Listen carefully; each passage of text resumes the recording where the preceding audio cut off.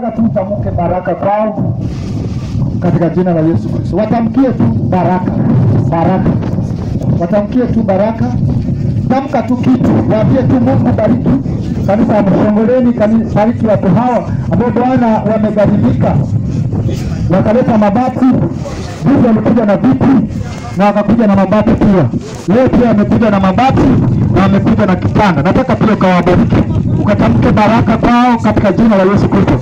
Speak something in the name of Jesus. Baba, kwa jina la Yesu Kristo, ninabariki Bwana Yesu watumishi wako hao wote katika jina la Yesu Kristo. Wamejitolea mtakatifu Bwana kusimama hata Bwana Yesu na mtumishi. Naomba Bwana Yesu kuanzia leo neema ambayo Baba umenipatia. Naomba Bwana kuweza kubariki watu hao.